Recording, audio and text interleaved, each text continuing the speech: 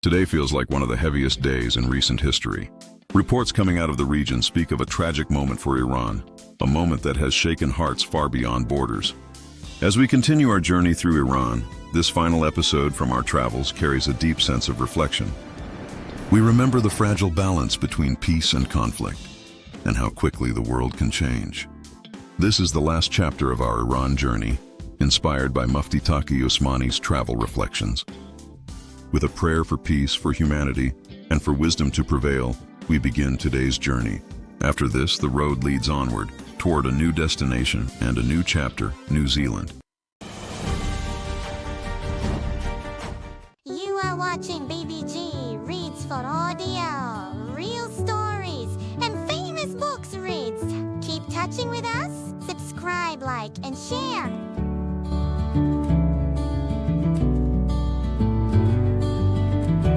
Mufti Muhammad Taqi Usmani, in his book Safar on page 62, writes regarding his journey to Iran, "The next morning, immediately after Fajr, we visited the shrine of Hazrat Ali al-Rida, R.A., located near our hotel.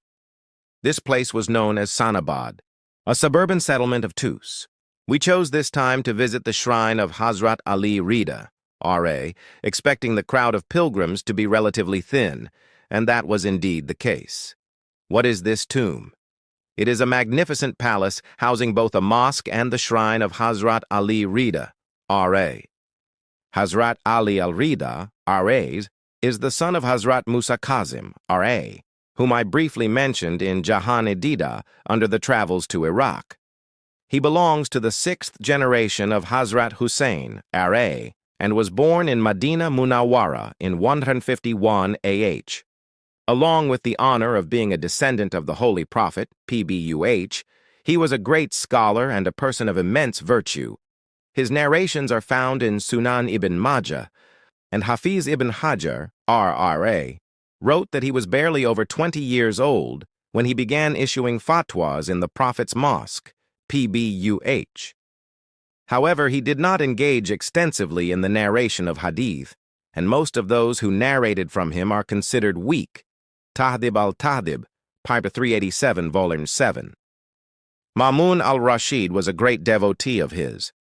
Once, Hazrat Ali Rida's brother Zaid bin Musa rebelled against Mamun al-Rashid in Basra and caused significant bloodshed.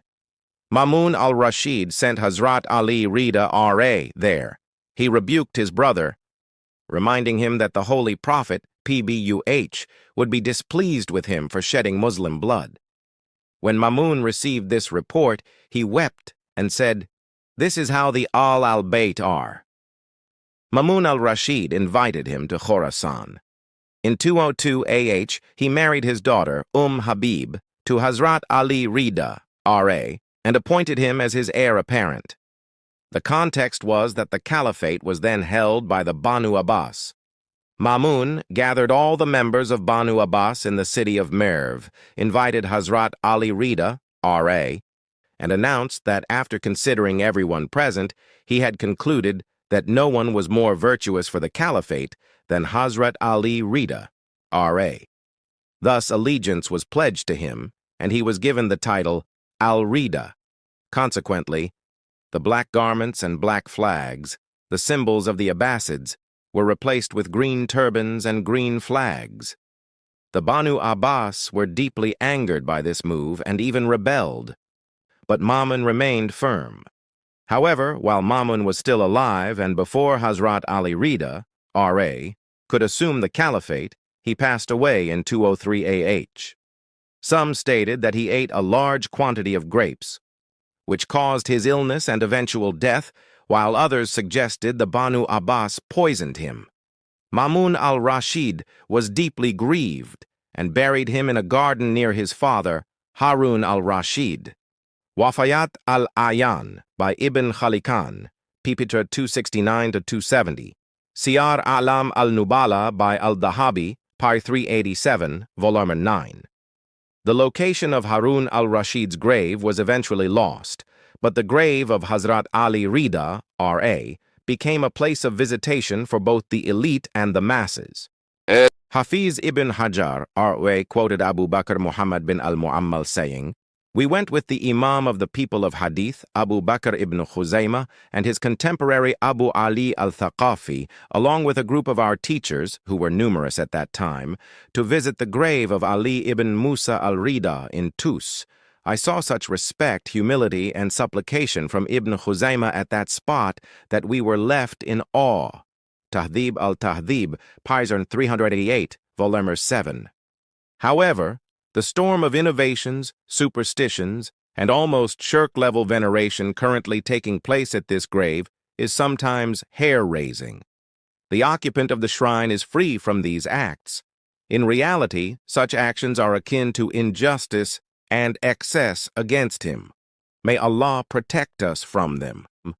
It is also noteworthy that several narrations attributed to Hazrat Ali bin Musa al-Rida, RYA, have been included by Sunni Hadith scholars in their books, which are classified as munkar, rejected. Hafiz Dahabi in Siyar Alam al-Nubala and Hafiz ibn Hajar in Tahdhib al-Tahdhib have provided warnings regarding these narrations. On the same day at noon, we left Mashhad for Tehran, as we had a flight to Dubai at 10 o'clock at night. During our few hours in Tehran, we wanted to visit the city of Ray. In fact, Tehran is a new name. In ancient times, this region was famous as Ray. After enjoying the hospitality and resting for a few hours at the house of Maulana Abdul Hadi, we left after Asr prayer. Passing through various neighborhoods of Tehran, we reached the area still called Ray. Like Nishapur, this city was conquered during the era of Hazrat Umar, R.A., and was considered one of the most famous cities in the world during its prime. Mountains of knowledge and virtue emerged from here. The residents were called Razi, and all the famous figures with the suffix Razi were inhabitants of this place. Among the Hadith scholars, Imam Abu Zur'ah al-Razi, Qarasullah, Imam Abu Hatim al-Razi, Yalla, and his son Ibn Abi Hatim al-Razi, R.A., whose book Al-Jar wa al-Ta'dil is a primary source in the science of narrators, and whose tafsir is also well known. Ismail bin Zanjuway al-Samnan Aryosai. Among the jurists, the Imam of the Hanafis, Abu Bakr Jassas al-Razi ar-Arjare, author of Ahkam al-Quran. Among the masters of tafsir and kalam, Imam Fakhruddin al-Razi, R.A. Among the Sufi masters, Hazrat Ibrahim bin Ahmad al-Khawas, R.R.A. In medicine and philosophy, Abu Bakr Zakaria al-Razi, R.A. All these figures were born in this city. This is also the city that Imam Muhammad bin Hassan al-Shaybani, R.D.Was, the illustrious student of Imam Abu Hanifa, R.A., chose as his final residence and where he passed away. Historians have written that because there were many wars in this city, people built underground houses. Allama Hamawi, R.A., writes, "I have seen these houses. The paths to reach them were kept very narrow and dark, so that the enemy would fear using them.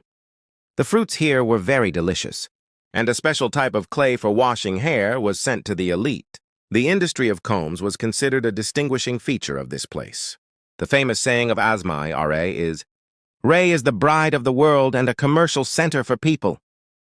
Allama Hamawi in Mu'jam al-Buldan, pp. 116-22, Volume 3, and Qazwini in Athar al-Bilad, pp. 375, 3 have detailed this city and its prominent figures. Like Nishapur, the traces of the aforementioned elders have completely vanished here. Despite knowing this, we came here just to breathe, in the atmosphere that once echoed, with the voices of knowledge and virtue. Now this entire area is a part of Tehran. After searching, we reached the ancient part of Ray. There is an old cemetery here, at the head of which stands a magnificent mausoleum and a large mosque.